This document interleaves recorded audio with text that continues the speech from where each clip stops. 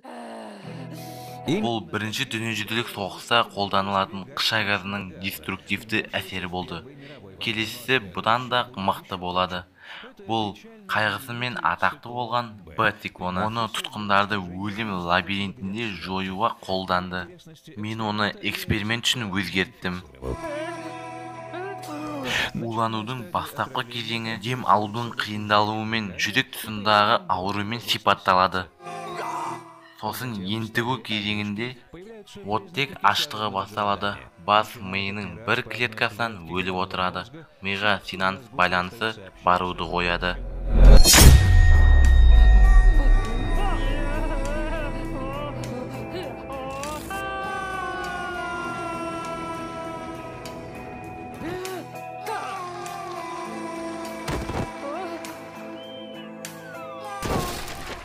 Міне біз келіп түстік.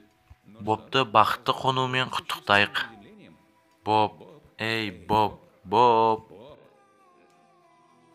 Бобтан көп эксперименттерді қалайсың ба? Онда каналға тіркел және лайк бас. Боб, Боб, Боб. Сенімен бәрі дұрыс па?